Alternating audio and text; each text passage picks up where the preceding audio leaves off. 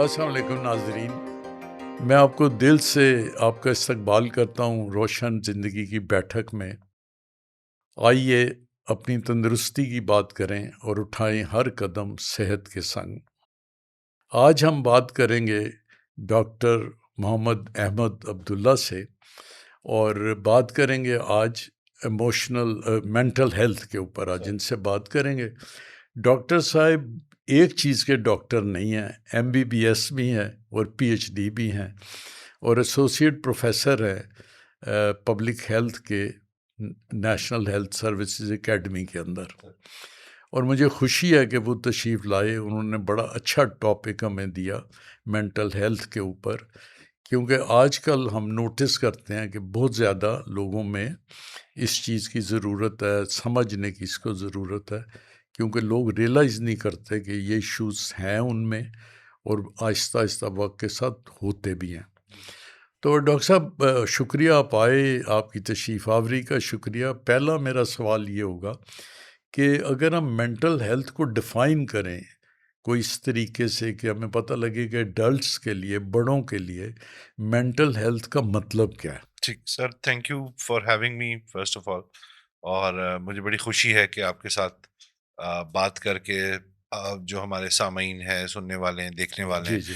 उनकी मालूमात में इजाफा होगा, उनको हम बेहतर डेफ़िनेटली, तरीके से बता सकते डेफ़िनेटली। हैं। मेंटल हेल्थ, इसको मैं आसान करके समझाने की कोशिश जी, करता हूँ जी, ताकि बिल्कुल। कॉमन पब्लिक जो है वो लोग समझ जाए कि ये ज़हनी सेहत की बात हो जी, जी। और इसमें नफ्सियात की बात हो रही है, जो हमारी सोच का पैटर्न है उसकी बात हो रही है। यहाँ पे ये दो अल्फाज, ये अंग्रेजी और उर्दू दोनों में, इनके बीच में तफरीक करना ज़रूरी है। जैसे अंग्रेजी में हम दो अल्फाज यूज़ करते हैं, ब्रेन और माइंड। जी, जी। इसी तरह उर्दू में इनके मुतबादिल अल्फाज जो हैं वो दिमाग और जहन के। जी, जी।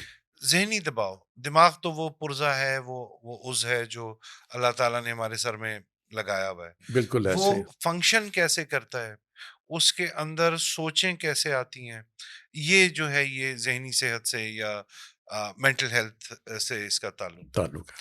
और ये भी समझना बहुत ज़रूरी है कि जो हमारे जज़्बात हैं, जो हमारा बिहेवियर है, जैसे हमारा दिमाग फंक्शन करके अपने ख़्यालात को बनाता है, वो ज़रूरी नहीं है कि हमेशा मर्ज़ ही हो। अच्छा, अच्छा। कुछ रिस्पॉन्सेस आर नॉर्मल। मिसाल के तौर पे गम की बात पे गमज़दा होना जी, एक जी, जी। कुदरती अमल है, कुदरती अमल। या घबराने की बात पे घबरा जाना एक कुदरती अमल है, उसमें कोई ऐसी बीमारी वाली चीज़ नहीं। ठीक। ये चीज़ें मर्ज़ की शक्ल तब इख्तियार करती हैं जब ये मुस्तकिल इंट्रूड करती रहें आपकी नॉर्मल सोचों के अंदर। अच्छा। आपकी एंग्जायटी, आपका डिप्रेशन, आपकी जो नॉर्मल सोच है, जो दिन भर में तब्दील होती रहती है, आप बिल्कुल। तो उसमें अगर इंट्रूड कर करके ये घुसती रहे तो ये एक एबनॉर्मेलिटी। दूसरा ये कि देखिए, गम की बात पे कोई गमनाक हो गया और उसको हक है ये बिल्कुल, बिल्कुल, आ, होना, या परेशान होना, या इम्तिहान से पहले घबराहट होना, बिल्कुल। या किसी इंटरव्यू से पहले घबराहट होना, ये नॉर्मल ह्यूमन इमोशंस है। लेकिन अगर ये घबराहट किसी शख्स को चिपक जाए, उसको नॉर्मल जिंदगी की तरफ वापस ना जाने दें और कम से कम 3 माह तक उसको इरिटेट करती रहे, फिर इनको हम क्लिनिकल मेंटल हेल्थ कंडीशंस के तौर पे डिस्कस करते हैं। और जैसे हम आगे अपनी कॉन्वर्सेशन चलाएंगे, तो जो कॉमन जहनी सेहत के मामलात हैं, जो अमराज हैं, उनके बारे में भी हम अलग अलग से उन्हें क्लासिफाई करेंगे, उनके बारे में बात करते जाएंगे। ठीक हो गया। अच्छा, जो आपने 2-3 लफ्ज़ ऐसे इस्तेमाल किए जो बड़ी उसके ऊपर मैं चाहूँगा आप कुछ हमें बताएँ। आपने बात की कि अगर वो चिपक जाए, कई चीज़ें नॉर्मल हैं, जैसे एक नॉर्मल स्ट्रेस होता है, जी। वो तो हर बात में, हर चीज़ में इंसान के अंदर उसका हिस्सा है। और जैसे कई स्ट्रेस अगर किसी हद तक शायद मैं सोचता हूँ स्ट्रेस ना हो, तो फिर कोई भी इंसान उस तरह परफ़ॉर्म भी नहीं कर ट्रू। सकता एट अपने पूरी काबिलियत के ट्रू। ऊपर। स्ट्रेस और एंजाइटी में कितना फासला है और क्या उसके नुकसानात हैं एंजाइटी में जाने के? ठीक। देखें, एक तो सर मैं यहाँ पे क्लैरिफाई करता जाऊँ, एक मेरा पसंदीदा कोट है जो मैं जगह जगह बोलता जी, हूँ। जी। बुद्धा ने कहा था जी, जी। कि if you live in the past you are depressed, या, if you live in the future you are anxious, या। If you live in the present you are blessed. या تو یہ سمجھیں کہ یہ دو الفاظ ہیں، اینگزائٹی اور ڈپریشن۔ ان کو قرآن میں بھی ان دونوں الفاظ کا ذکر ہوا ہے، قبض و ہیجان کے الفاظ کا ذکر، اچھا یعنی کہ قبض ہے بندش ہونا، ڈپریشن ہونا، جی جی تنگ جی جی ہونا، اور ہیجان کا مطلب ایک گھبراہٹ، بے چینی کی کیفیت۔ جی جی تو اینگزائٹی از ہیجان جی جی اینڈ ڈپریشن از قبض۔ ماضی میں اپنی ماضی کی یادوں کو یاد کر کے غمناک ہوتے رہنا، اور ان پہ آپ فیوچر کی طرف بڑھ نہ سکیں، یہ ڈپریشن ہے۔ اور اگر آپ مستقل ہی فیوچر کے بارے میں سوچتے رہتے ہیں، ایک نمبر دو، قریب کے فیوچر اور دور کے فیوچر دونوں کے بارے میں آپ کے برے خیالات آتے رہتے ہیں، تو یہ اینگزائٹی کی، یہ انگزائٹی جو مطلب ایک پرپیچول ڈوم کی ایک احساس ہوتا ہے کہ جی کچھ برا ہونے والا ہے۔ میں اپنے مریضوں کو ایسے سمجھاتا ہوں سر، اینگزائٹی کا جو جی جی معاملہ ہے، میں اور آپ آرام سے تمیز سے گفتگو شنید کر رہے ہیں آج بیٹھے ہوئے، اور اس ساری کانورسیشن میں اس چھت سے کوئی سانپ لٹک جائے یا شیر آ جائے دروازہ کھول کے، تو نہ چاہتے ہوئے ہمارے دماغ، ہمارے جسم ایک خاص طریقے سے بیہیو کریں، یعنی کہ آپ کی آنکھ کی پتلیاں کھل جائیں گی، پسینے چھوٹ جائیں گے، پٹھوں کو بلڈ کی سپلائی اتنی تیز ہو جائے گی کہ شاید نارملی جو دیوار میں اور آپ نہ پھلانگ سکتے ہو، ہم اس کیفیت میں پھلانگ جائیں۔ یہ اینگزائٹی از نیچرل، اور ایوولوشنری طور پہ یہ ہمارے اندر، ہمارے آباء و اجداد سے، ہمارے انسیسٹر سے، ہمارے وہ جو بزرگ جو جنگلوں میں رہتے تھے، ہنٹر گیدررز تھے، غاروں میں رہتے تھے، وہاں سے آئی۔ جی جی دیکھیں امیجن کریں ایک شخص کو جو کہ غار میں اپنا خاندان پال رہا ہے، جی جی وہ مستقل گھبرایا ہوا رہے گا کہ اس سوراخ سے سانپ نہ نکل آئے، یہ پتھر نہ میرے خاندان پہ گر جائے، دشمن قبیلہ نہ غار کی انٹرنس سے آ جائے۔ اب مسئلہ یہ کہ نہ شیر آ رہا ہے، نہ سانپ آ رہا ہے، نہ دشمن قبیلہ آ رہا ہے، لیکن وہ گھبراہٹ میری طبیعت میں شامل، شامل ہوگی اور وہ مستقل مجھے تنگ کر رہی ہے۔ جی جی سٹریس دیکھیں ہماری نارمل لائف کا پارٹ ہے، جو سٹیمولائی ہیں ہمارے ارد گرد، جس میں کسی کا امتحان ہو سکتا ہے، کسی کو محبت میں ناکامی ہو سکتی ہے، کسی کو فائنینشیل لاس ہو سکتا ہے، کسی کو نوکری کا انتظار ہو سکتا ہے یا جانے کی تکلیف ہو سکتی ہے، یہ تمام چیزیں وہ سٹریسز ہیں۔ آپ کا بیہیویئر ان کے رسپانس میں اینگزائٹی یا ڈپریشن کی شکل میں ثابت ہو۔ سٹریسز تو ہمارے ارد گرد ایگزسٹ کامن ہے وہ جی تو، میرا خیال آپ نے بالکل صحیح فرمایا، سٹریس تو ایک زندگی کا حصہ ہے جی نا، اس میں تو آپ کچھ نہیں کر سکتے۔ اچھا مجھے اس کے اوپر ایک اور جو آپ نے ابھی بات کی، جیسے آپ نے غار کی بات کی، جی تو اب اس کو ہم اس دنیا سے، اپنی پریزنٹ دنیا سے جوڑتے ہیں۔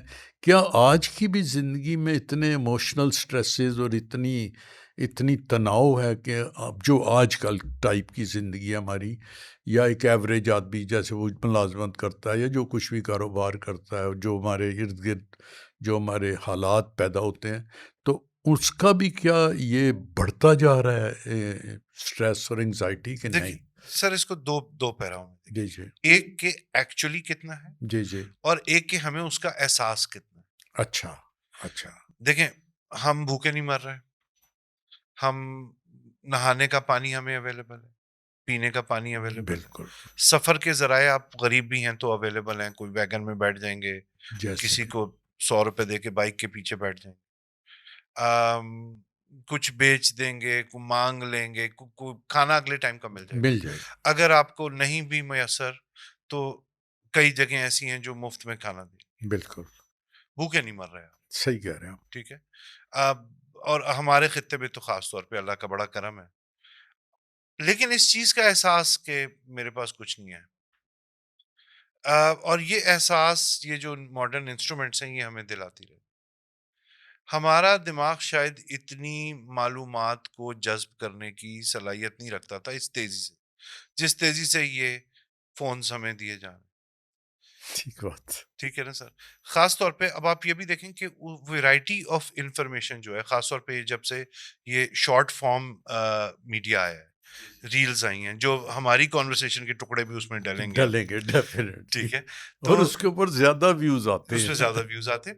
لیکن آپ خود بھی جب ہم ریلز دیکھنے بیٹھتے ہیں تو ایک ریل جو ہے وہ آپ کو کسی جنگ کے غمناک حالات کی دکھائے گی، اگلی جو ہے وہ کوئی مذہبی ریل ہوگی, اس سے اگلی کسی لذیذ کھانے کی ریل ہوگی, اس سے اگلی جو ہے وہ کسی ناچنے کی ریل ہوگی. آپ سمجھ رہے ہیں, the variety of information that is bombarded on the human mind, غالباً ہم اس کو ہینڈل کرنے کے ابھی قابل قابل نہیں، نہیں, قابل ہم سیکھ رہے ہیں, وہ پھر اسٹریس دیتی ہے. یا اسی کے اندر سر دیکھیں کہ میں اس چیز پہ خوش ہونا میرا مشکل ہو جائے گا جو میرے پاس میسر ہے, بنسبت اس کے جو مجھے سوشل میڈیا دکھا رہا ہے کہ فلانے نے نئی گاڑی لے لی اور فلانے نے گھر لے لیا اور اتنے کروڑ کی گھڑی پہن کے کوئی شخص پھر رہا ہے, میں کیا کروں.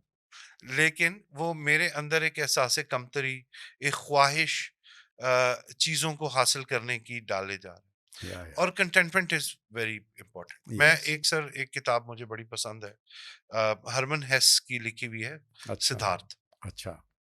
وہ بدھزم سے ریلیٹڈ ہے. جی جی. آپ کو میری کانورسیشن میں بدھزم, ڈاؤزم اور اسلام کے یا ریفرنسز ملتے میں رہیں گے. خود آپ کو ایک بتاؤں, میں بہت زیادہ پڑھتا ہوں بدھزم اور ان ساری فلاسفیز کو, انکلوڈنگ جو یہ اسٹوئکس کی فلاسفی ہے, سر یہ زیادہ پڑھتا ہوں, اور سر میں امپریس ہوتا ہوں ان فلاسفیز سے, سر کیونکہ یہ زندگی کے بہت سارے آپ کو سبق سکھا کے بالکل جاتے سر. ہیں. جیسے آپ نے بدھ کی بات کی, وہ جیسے وہ اس کو مائنڈ فلنس کے اوپر کہتے ہیں کہ آپ پریزنٹ مومنٹ میں جی رہیں, کیسے رہیں. تو آپ اس کے اوپر جتنی بات کریں گے مجھے اس کی خوشی ہوگی. سر سدھارتھ کے کی اس کتاب میں وہ ایک بڑی شارٹ کر کے میں آپ کو کہانی سناتا جی ہوں. جی ایک آدمی ہوتا ہے اور وہ بدھا کی کہانی کو ڈپکٹ ہی کیا ہے, but in a different way. جی جی ایک آدمی ہوتا ہے, وہ اچھے حالات میں پیدا ہوتا ہے لیکن بے چین ہوتا ہے کہ اس کو جو زندگی سے چاہیے وہ مل نہیں رہا, یا اور سب کچھ پکا پکایا اسے مل رہا ہے. اس بے چینی میں وہ جو ہے وہ ایسیٹک بن کے دنیا کا راستہ چھوڑ کے اور جنگلوں بیابانوں میں نکل جاتا ہے, اور تپسیا کرتا ہے, عبادت کرتا ہے, اور پھر وہ اس کو ریئلائز ہوتا ہے کہ یہ بھی مطلب بالکل بھوکا اور بغیر کپڑوں کے ہونا بھی کوئی حل نہیں ہے. تو he goes back to society, and he goes back to society. ایک گاؤں میں جاتا ہے, اور اس گاؤں تک پہنچنے میں ایک ملاح اس کو دریا پار کرا کے ادھر تک پہنچ جاتا ہے. وہاں وہ زیرو سے سٹارٹ کرتا ہے, اور کئی سالوں میں اس گاؤں کا سب سے امیر بزنس مین بن جاتا ہے. تو یعنی کہ وہ اچھے حالات سے غربت میں جا کے دوبارہ واپس وہیں ہے. واپس آ جاتا ہے. اور جب وہ واپس آ کے پھر بھی اس کی طبیعت میں ایک ہیجان ہوتا ہے, تو وہ اپنے باغ میں اپنے آم کے درخت کے نیچے بیٹھ کے میڈیٹیٹ کرتا ہے, سوچنے کے لیے کہ کیا کمی ہے, سب کچھ تو میں نے کھویا پھر پایا, اب کیا رہ گیا. تو اس کو یہ اچانک احساس ہوتا ہے کہ میں اپنے آم کے درخت کے نیچے بیٹھ کے عبادت کر رہا ہوں یا میڈیٹیٹ کر رہا ہوں. پھر اس کو ایک خیال آتا ہے کہ یہ میرے آم کا درخت کیسا ہے, میں ایک درخت کو کیسے اون کر سکتا ہوں, یس. میں خداوند کی زمین کو کیسے اون کر سکتا ہوں, اور میں کچھ بھی نہیں اون کرتا. یا تو وہ پھر اپنا وہ بھی سب کچھ چھوڑ کے دوبارہ اس ملاح کو, جو اب تک بوڑھا ہو گیا ہوتا ہے, اس کو جا کے اس کے رول میں ریپلیس کر دیتا ہے, اور وہ ملاح جو ہے وہی ڈائز. تو وہ اس کا رول ریپلیس کرتا ہے, اور وہ لوگوں کو راستہ دکھانے والا, باقی زندگی کے دن وہ لوگوں کو راستہ دکھانے والا بن جاتا ہے. ٹھیک. تو جب ہم سمجھتے ہیں کہ یہ چیزیں میری ہیں, میری اپنی سانسیں میری نہیں ہیں سر, یا نہیں ہے, نہیں ہے. ٹھیک ہے, تو کوئی چیز کیسے ہو سکتی ہے میری.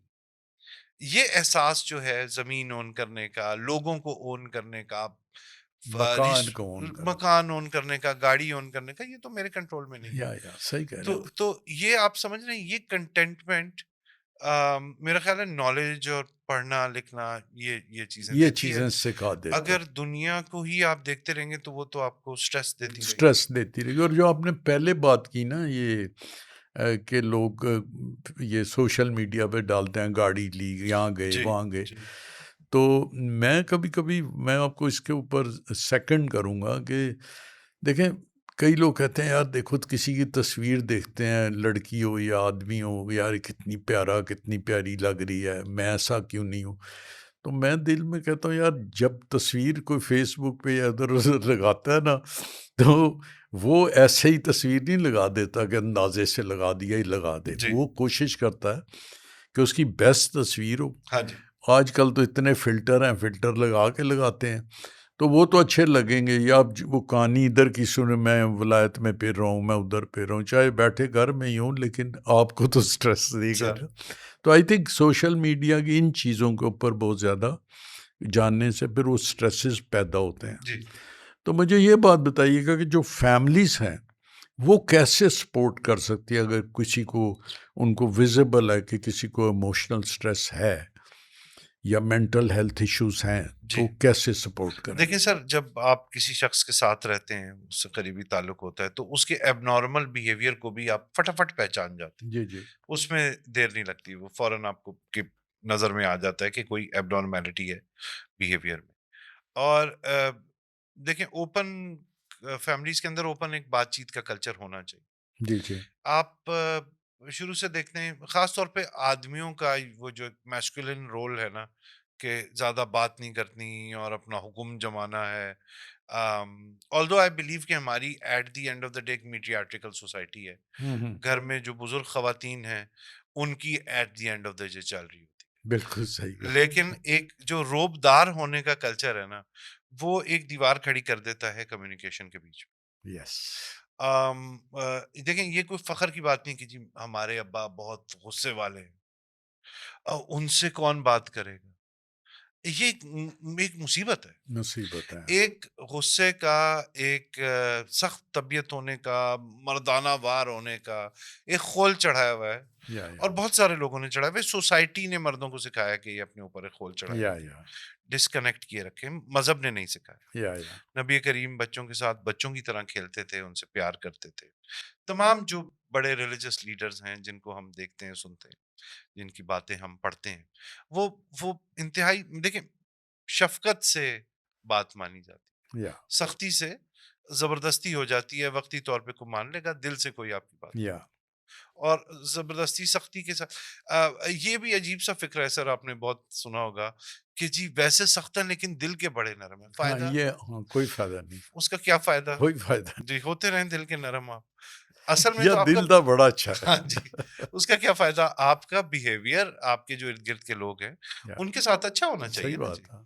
تو اس کی وجہ سے پھر پوری فیملی کے اندر، میں تو یہ بھی ایک سر چیز سمجھتا ہوں کہ جس طرح وبائی امراض کنٹیجس ہوتے ہیں، جیسے مجھ سے آپ کو زکام کھانسی لگ سکتی ہے، یا جیسے ایک شخص سے دوسرے شخص کو ٹی بی لگ سکتی ہے، ہوں، اسہال، پیچس کے جراثیم جو ہیں وہ ایک شخص سے دوسرے شخص کو پھیل سکتے ہیں۔ مینٹل ہیلتھ کی کنڈیشنز بھی ایک سے دوسرے کو پھیلتی اچھا ہیں ایک گھر میں، اور وہ جراثیم کی طرح نہیں۔ آپ ایک ہاؤس ہولڈ میں ایک نفسیاتی مریض رکھتے ہیں، اور کچھ عرصے میں دیکھیں کہ تمام فیملی ممبرس کے اوپر اس کے نیگیٹو امپیکٹ ہوں گے۔ اسی طرح اگر ایک گھر میں کوئی خدا نخواستہ معذور شخص ہے، جس کی کسی کو فالج ہو گیا گھر کے بزرگوں یا میں، یا کوئی بچہ ایسا ہے جو اسپیشل نیڈز کے ساتھ ہے، تو اس شخص کی موجودگی کا امپیکٹ آپ پوری فیملی کے اوپر دیں۔ ہمارے ہاں تو اور بھی زیادہ ہوتا ہے، کیونکہ ہمارے ہاں ہیلتھ کیئر سسٹم کوئی کور نہیں دے رہا ایسے لوگوں کو، تو اس کا امپیکٹ بھی پوری فیملی کے اوپر ہوتا فیملی ہے۔ کے اوپر۔ آم، جو پرانی، جو بائبل آف سائیکیٹری ہے نا جی، وہ کہتے ہیں DSM، diagnostic and statistic manual, اس کے پھر اپڈیٹڈ ورژنز آتے رہتے ہیں۔ تو اس کے ایک پرانے ورژن میں ایک ٹرم تھی جس کو کہتے تھے فولیے ڈو، ان کے دو لوگوں کی بے وقوفی، اچھا اچھا ٹھیک ہے۔ اب اس کو جو ہے وہ اس کا ٹرم چینج کر کے سوشل ڈیلوژنز یا سوشل سائیکوسس ہو گیا، یعنی کہ گھر کے ایک شخص کے نفسیاتی مسائل اب کے سوسائٹی اثرات سوسائٹی کے باقی لوگوں پہ، اور یہ ایسی ہی ہے نا سر کہ انڈیویجول فیڈ کرتا ہے فیملی کو، فیملی فیڈ کرتی ہے کمیونٹی کو، یا اور کمیونٹی پھر پوری سوسائٹی کو فیڈ کرتی ہے۔ لیکن ہمارا کوئی پبلک ہیلتھ سسٹم ایسا نہیں ہے کہ ان لوگوں کو ریکگنائز بھی کرے اور سپورٹ بھی کرے کہ ان کو ضرورت ہے سپورٹ کی۔ ایک تو ہماری اپروچ تلخ ہے، ہوں کچھ الفاظ ہیں سر، دیکھیں، پاگل Yeah. is a derogatory term. Yes. Yes. یہ ہم گالی کے طور پہ بھی، لتاڑنے کے لیے بھی یوز Yeah. کر دیتے ہیں، Yeah. اور نفسیاتی مسائل کے لیے بھی یوز کرتے ہیں. Yeah. بالکل ٹھیک. ٹھیک ہے کہ پاگل ہو گئے. ٹھیک ہے.